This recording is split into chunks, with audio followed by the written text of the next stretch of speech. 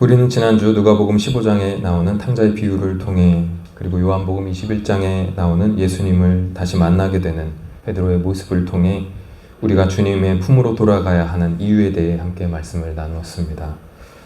우리가 주님의 품, 아버지의 집으로 돌아가야 하는 이유는 주님의 품에서 받는 사랑만이 우리의 영혼을 회복시키고 평안을 누리게 하기 때문입니다.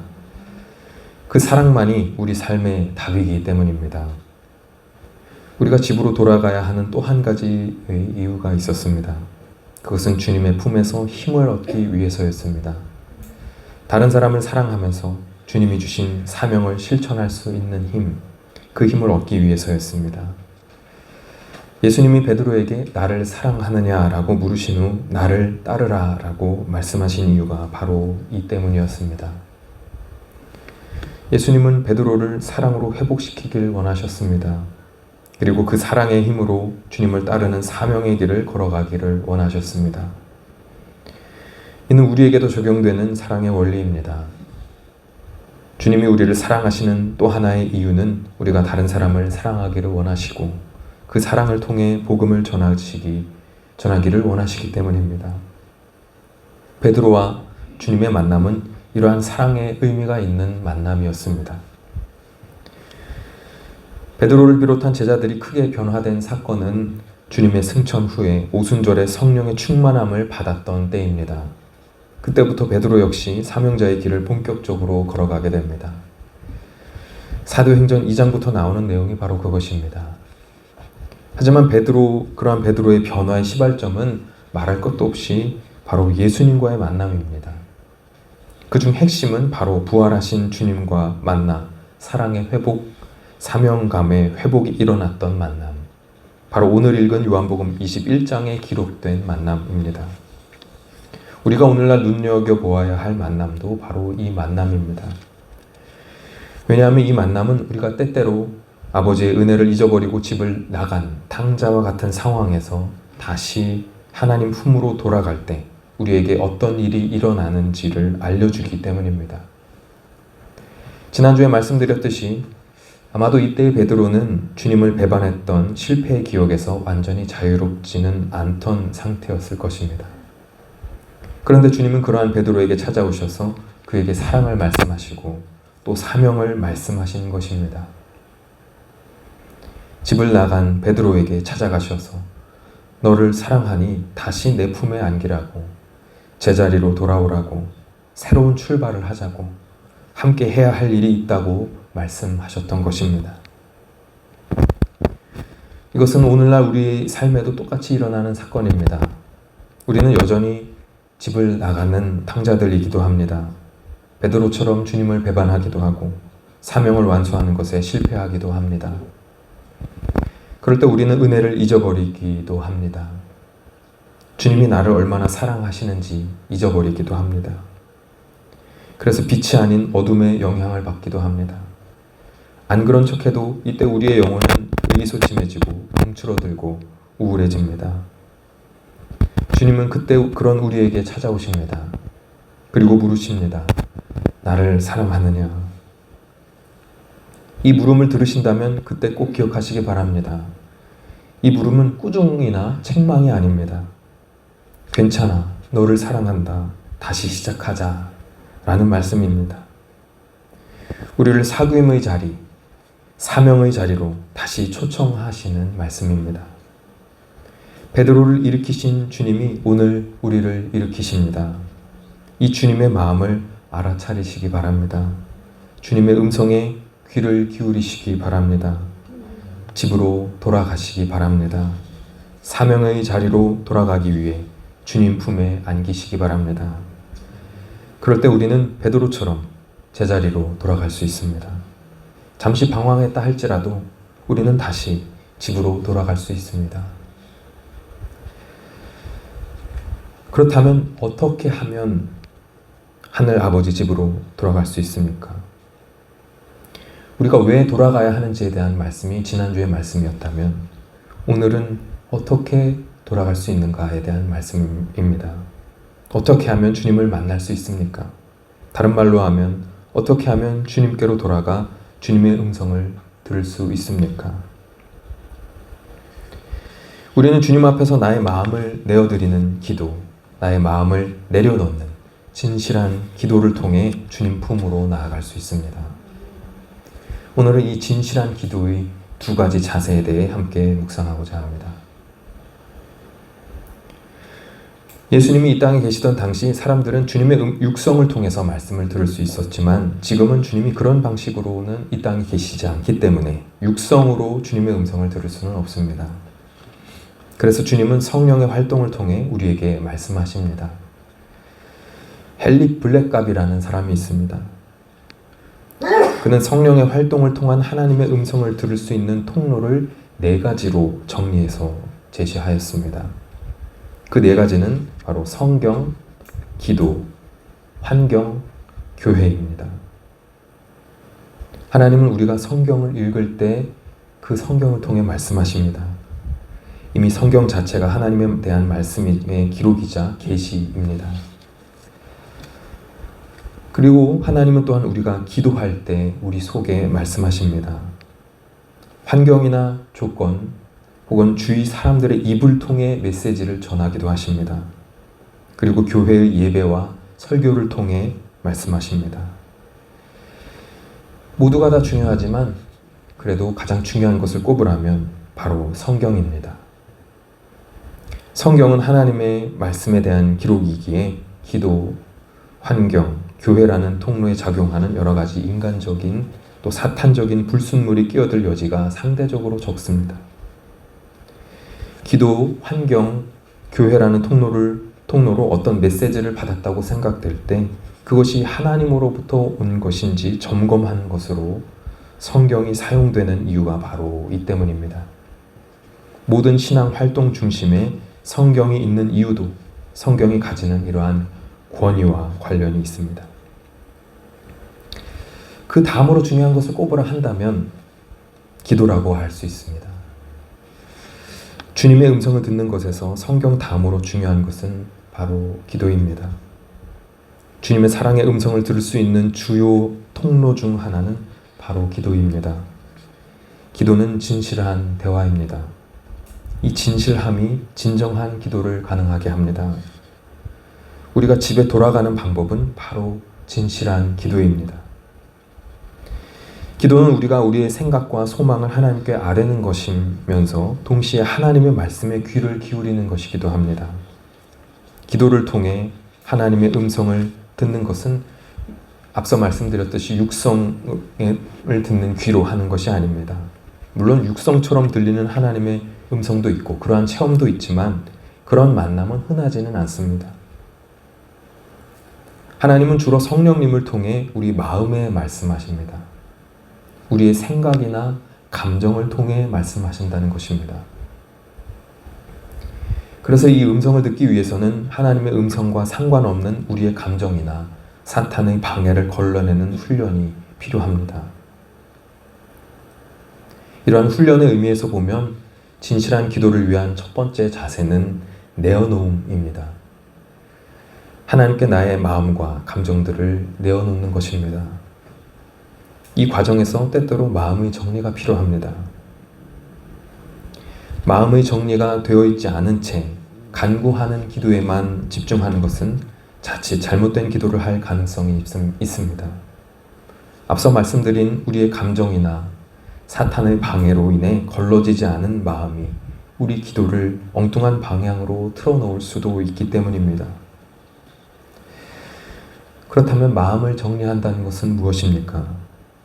감정과 생각들을 말씀을 통해 차분히 돌아보고 그것들을 정직하게 주님 앞에 내어놓는 것입니다. 그것들을 붙잡거나 또 반대로 외면하거나 한쪽 마음 구석에 쌓아두지 않고 주님께 그대로 내어놓는 것입니다. 분노와 상처를 쌓아두고 주님 앞에 내어놓지 않으면 그 기도는 알맹이가 빠진 것이 되거나 방향이 잘못된 기도가 될 수 있습니다. 그리고 그것은 나중에 나의 마음속에서 계속 문제를 일으키게 됩니다. 우리가 주님 앞에서 진실할 때 우리의 감정을 주님 앞에 솔직하게 내어놓을 수 있습니다. 기도에서 진실함은 그만큼 매우 중요한 것입니다. 이 진실함은 자신의 상태를 솔직하게 인정하는 태도이기도 합니다. 예수님이 말씀하신 탕자의 비유 속에서 탕자가 아버지 집으로 돌아갔을 때 그는 있는 그대로 갔습니다. 자신의 처지를 숨김없이 아버지에게 보일 것을 다짐하고 돌아갔습니다. 자신의 모습을 좋게 보이기 위해 어떤 인위적인 포장도 하지 않았습니다. 그가 아버지에게 자신의 모습을 좋게 보일 의도를 가지고 있었다면 그는 결코 아버지의 집으로 돌아가지 않았을 것입니다. 어떻게나마 지금의 상황보다, 지금의 모습보다 더 나은 상태가 되기 위해 또다시 자신의 생각과 자신의 방식으로 애를 쓰며 살아갔을 것입니다. 그렇게 해서 지금보다 조금이나마 상황이 나아질 때쯤 아버지에게 돌아갈 것이라고 그렇게 계속 헛된 다짐 속에 살아갔을 것입니다. 하지만 그는 그렇게 자신을 포장하려는 시도가 답이 아님을 알았습니다. 그는 더 이상 그런 헛된 시도에 집착하지 않고 지금의 모습 그대로 아버지에게 가는 것이 결국 자신이 다시 살아갈 수 있는 길임을 알았습니다. 숨김없이 내 모습 그대로 아버지께 나아가는 것, 이것이 집으로 가는 길이었던 것입니다. 자신을 숨김없이 내어놓는 것, 이것이 집에 가는 방법입니다. 이것이 우리가 가져야 할 진실한 기도의 태도입니다. 숨김없이 모든 것을 주님 앞에, 주님의 십자가 앞에 내어놓는 것입니다. 그리고 겸손히 귀를 기울이는 것입니다. 그럴 때 주님이 우리에게 필요한 말씀을 주십니다. 이때 주님은 우리가 듣기를 원하는 말씀이 아니라 우리가 들어야 할 말씀을 주십니다. 그 음성을 통해 우리는 길을 잃지 않을 수 있습니다. 그러므로 주님 앞에 우리의 마음과 감정들을 솔직하게 내어놓는 우리의 모습이 되기를 소망합니다. 그럴 때 우리는 아버지의 집에 갈 수 있습니다. 진실한 기도를 위한 두 번째 자세는 내려놓음입니다. 우리의 마음과 감정을 주님께 내어놓게 되면 우리의 마음은 주님의 다스림 속에 더 들어가게 됩니다. 이때 그 다스림에 온전히 순복하는 것이 바로 내려놓음입니다. 내가 가지고 있고 붙들고 있던 나 중심적인 생각들과 감정들을 내려놓는 것입니다. 그리고 그 마음을 주님의 마음과 뜻으로 채우게 되는 것입니다. 그럴 때 우리는 성령님에 의해서 주님을 더 깊이 만나게 되고 주님의 음성을 들을 수 있게 됩니다. 주님의 마음을 또한 알아가게 됩니다. 이 내려놓음이 우리가 집에 가는 방법인 것입니다. 예수님의 탕자의 비유 속 둘째 아들이 집에 돌아갈 수 있었던 동기가 무엇입니까? 그가 가지고 있었던 삶에 대한 생각과 태도를 내려놓았기 때문입니다. 그가 여전히 자신의 생각과 태도를 고수했다면 그는 아버지의 집으로 돌아가지 않았을 것입니다. 그는 계속해서 타국에서 고향을 등진 채 자녀가 아닌 다른 모습으로 자기 나름대로 애를 쓰며 살아갔을 것입니다. 아니야, 나는 여기서 이렇게 무너질 사람이 아니야. 나는 아버지 품을 떠났잖아. 나는 내 힘으로 성공할 수 있어. 내가 그런 능력의 사람임을 모두에게 증명해 볼 거야. 이런 생각으로 계속 자기 삶의 방향과 방식을 고수했을 것입니다. 그것이 잘못된 길임을 깨닫지 못하고 말입니다. 하지만 그는 비유 속에서 그는 자신이 아버지의 유산을 받아서 타국에 나온 것, 이곳에서 붙잡고 살았던 자기의 삶의 방식, 자신의 능력을 믿었던 그 생각과 태도 등이 잘못된 것이었음을, 바른 생각이 아니었음을 인정하고 그 생각을 내려놓았던 것입니다. 내가 하늘과 아버지께 죄를 지었구나. 이러한 회개의 마음으로 그 생각들을 내려놓았습니다. 이러한 내려놓음이 있었기에 그는 집으로 돌아갈 수 있었습니다. 오늘 읽은 베드로에 대한 말씀 역시 마찬가지입니다. 베드로가 부활의 주님을 다시 만날 수 있었던 이유는 그가 자신을 과신했던 옛 모습을 내려놓았기 때문입니다. 베드로는 예수님이 잡히시기 전 예수님과 죽는 자리에까지 같이 가겠다고 했습니다. 그는 자신이 그럴 수 있는 사람이라고 장담했습니다. 하지만 그는 정작 주님이 유대교 지도자들에게 잡히시자 주님을 배반했습니다. 이후 그는 회개를 통하여 자신에 대한 과거의 생각을 내려놓았습니다. 자신이 가진 연약한 마음으로는 언제든 주님을 배신할 수 있다는 깨달음이 생겼기 때문입니다. 그는 이 깨달음을 통해서 자신의 마음과 의지를 앞세우는 태도를 내려놓았던 것입니다. 베드로는 이 내려놓음의 자세로 부활의 주님을 다시 만났습니다. 그리고 그는 그 순종의 무릎꿇음을 통해 예수님과 사랑의 관계를 회복하고 다시 사랑받는 자로서, 다시 사명자로서 출발할 수 있었습니다. 이러한 영적 원리는 오늘 우리에게도 마찬가지로 적용됩니다. 우리가 불순종의 길에서 돌이키기 위해서는, 우리가 집으로 돌아가는 길을 잃지 않기 위해서는, 우리가 주님 품에 나아가서 주님의 음성을 듣기 위해서는 우리는 우리의 마음과 생각을 내려놓아야 합니다. 옛 자아를 강화하는 마음을 내려놓아야 합니다. 이게 맞는 것이야, 이게 하나님의 뜻이야, 당연하지 라고 속삭이는 사탄의 유혹을 뿌리쳐야 합니다. 그리고 주님의 마음과 뜻으로 나의 삶을 채워가야 합니다. 그럴 때 우리는 계속 주님 품에 거할 수 있습니다. 때로 주님 품을, 주님의 집을 떠날지라도 우리는 다시 집으로 돌아올 수 있습니다. 나를 돌이키는 그 내려놓음이 아버지의 집으로 가는 길이 되어주기 때문입니다. 우리가 우리의 마음을 주님께 내어드리고 주님 앞에서 내려놓을 때 우리는 진실한 기도를 하게 됩니다. 우리가 이 진실한 기도로 주님 앞에 나아갈 때, 즉 우리의 마음을 주님께 내어드리고 우리의 마음을 주님 앞에 내려놓을 때 주님은 우리를 만나주시고 우리에게 사랑의 음성을 들려주십니다. 그때 들려주시는 말씀은 우리를 살리는 말씀입니다. 실패했던 베드로가 주님께 들었던 메시지가 무엇입니까? 꾸중의 메시지가 아니었습니다. 질책의 메시지가 아니었습니다. 사랑의 메시지였습니다. 그리고 사명의 메시지였습니다. 오늘날 주님이 우리에게 그렇게 말씀하고 계십니다. 괜찮아 중민아, 너를 사랑한다. 우리 함께 가자. 이 음성에 함께 귀 기울이시기를 소망합니다. 주님은 우리를 위해 이 땅에 오셔서 십자가의 희생을 치르셨습니다. 주님은 이미 십자가 고난 이후 부활을 통해서 세상을 이기셨습니다. 그분은 우리의 문제를 해결하실 수 없는 분이 아닙니다. 때때로 괴롭고 힘든 삶이 우리를 넘어뜨려도 낙심하지 마시기 바랍니다.